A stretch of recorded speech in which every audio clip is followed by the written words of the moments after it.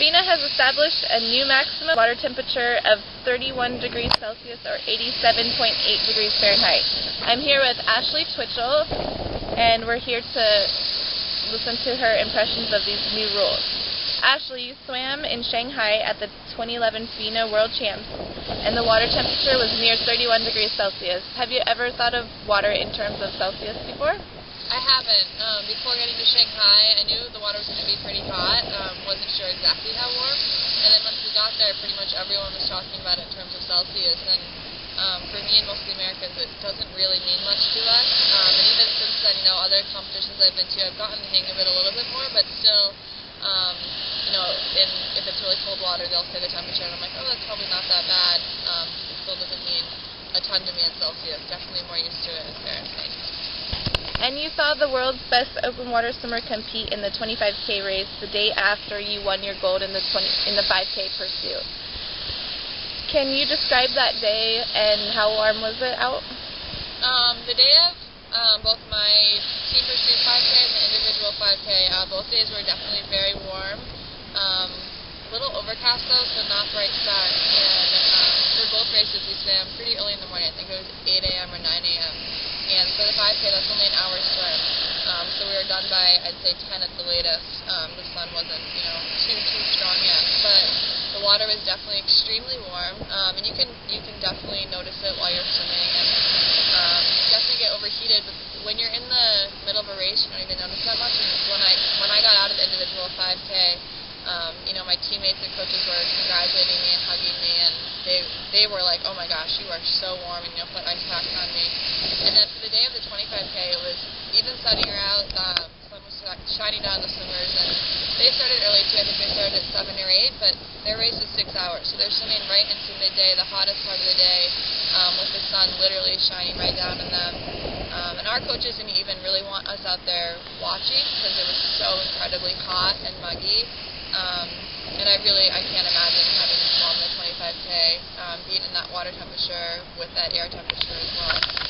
And can you describe what it's like swimming in 31 degrees Celsius? It's really hot. I mean, from the moment you dive in, you're warm, and then, and I only did, the longest distance I did was the 5K, and, your heart rate is so high, you're working so hard, and you get so overheated so quickly. But like I said, in the middle of a race, you're not really thinking about that, and, as open water swimmers, I think, just swimmers in general, we're taught day in and day out to push our limits, both physically and mentally, and so, even if we're really warm, we're not going to think like, oh, I should stop. We think, oh, I need to push through this, and there's a pretty fine line between, being okay swimming in that and, going beyond your limits and what's safe. And the swimmers were in the water when it was 88 to 90 degrees Fahrenheit, with the air temperature being even warmer than that. And how did you feel for those 25K swimmers that you were watching? Like I said, I can't even imagine. Two of our swimmers, Haley and Alex, didn't even start the 25K, and Claire did, and she got pulled at 20K. That decision was made by our coaches, not even her, and she didn't want to get out. I could understand why. You travel across the world to compete in world championships, and it's what you train for. And to not be able to start or not be able to finish what you feel like you came there for is, really, really hard to do. And I don't think it's right that the swimmers are put in that position. I think there should be guidelines and actual rules set with the limit of, what's safe for swimmers to compete in. After Fran Crippen died in Dubai, safety became a major issue in the open water swimming world. Do you ever feel unsafe in any races, locally, nationally, or internationally? And if so, what do you think can be done?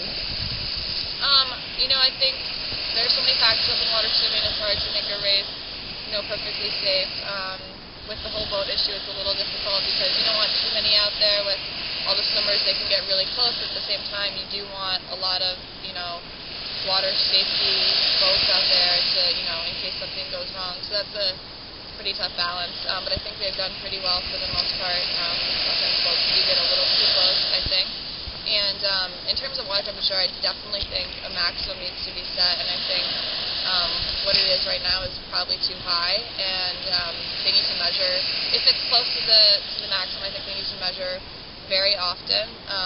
I think you hope that something like Fran Crippen's death doesn't need to happen in order to learn a lesson, but the fact that it did, and it doesn't seem like FINA really has learned the lesson, is pretty upsetting and not really right.